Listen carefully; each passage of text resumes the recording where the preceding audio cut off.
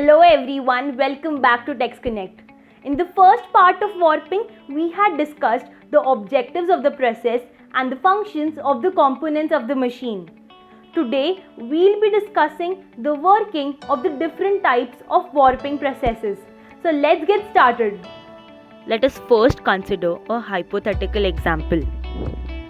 Now you have to produce a fabric of width 5 meter and length 1000 meter. The yarns per centimeter 20 and the warp count is 12 ticks. Now if we ignore the yarn crimp and the wastage of yarn, we'll have to produce a beam of 500 into 20, that is 10,000 ends, each of length 1000 meter and the mass of a single end 12 gram.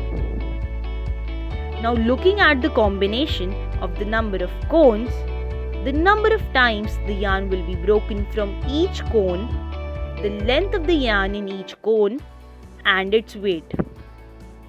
The first three combinations are quite impractical, as you can see a very large number of cones, around 10,000 or 5,000, each containing a very small quantity of yarn. Now the fourth and the sixth combination seems to have relative advantages. In case 4, less number of times the yarn has to be broken, and in the last one, less number of cones are required. 500 cones could be used when you have to produce a large lot, because you don't have to worry about the leftover material in the package, as only 240 gram material is not normally produced. While in the other option, it should be used when fancy warp patterns are used for producing customized products. In this case, there is less possibility of repeat order in the near future. So it is better to consume the entire package to minimize the wastage and make it more cost effective. Therefore, the beam is made by section, and it will be repeated large number of times to complete the entire width of the warper's beam. Now, in both of these cases, there are two different types of warping.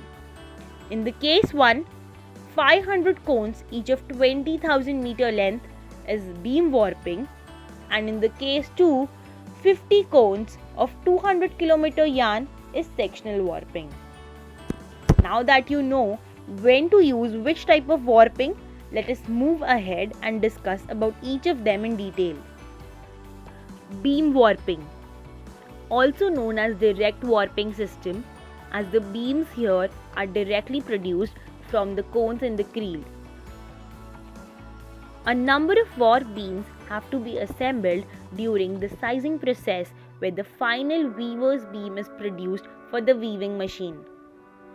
For the above example, 20 beams have to be assembled in sizing. Now let us have a look on the working of the machine. The creel package is unwound and are guided to the leasing system, which is a method of segregating yarns from the neighboring ones and maintaining their location in the warp sheet. With the help of the lease rods, the warp sheet is split into 2 layers of odd and even numbered ends. Now from here, it is passed through the expandable reed. The distance between the dents in the reed is adjusted according to the yarn spacing required in the warp sheet. The length measuring system is an important component, as the length of the warp beam has to be nearly accurate to minimize wastage. There are many systems. The simplest one is in which the warp sheet is taken onto a freely mounted roller, where the angular displacement is the basis for the length measurement. Now after the desired length is measured, then the warp ends are finally wound onto the beam and the warper's beam is ready. After warping, the beams are then combined in the sizing process. The production speed is high in case of beam warping, and hence V-shaped creels are preferred as it permits high running speeds. Moving on to sectional warping machine. This is also known as the indirect warping system, as the warp beam is produced not directly from the cones in the creel but from the sections wrapped onto the winding drum. So similar to beam warping, the yarn ends from the creel packages are guided to the leasing system, then passes through the expandable reed and then onto the length measuring system. From here, the path changes, and now after this, the yarn ends are wound on a drum, and then these sections are transferred to the beam. Here, we directly get the weaver's beam. This is a two-stage process used for making fancy and customized fabrics. Now quickly let us compare the two processes. So the beam warping is a one-step process and sectional warping is a two-step process. Thus, the production rate is quite slower in sectional warping. The beaming speed of sectional warping is low compared to direct warping, which is around 300 meters per minute. The creel capacity is higher in beam warping. The sectional warping is more expensive and is used for customized production and produced small lots. In the beam warping, weaver's beam is produced after sizing, and in sectional warping, sizing is not necessary and the weaver's beam is ready directly after warping. So for the yarns that do not require sizing, sectional warping is preferred. As the beam warping has a higher production rate, it can produce large lots and is more commonly used in the industry.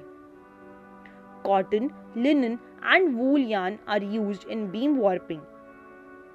In synthetic filament weaving systems, each supply package contains a very high length of yarn.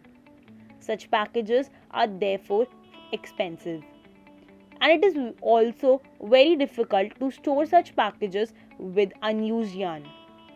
Hence, the synthetic yarn weaving units prefer to opt for sectional warping.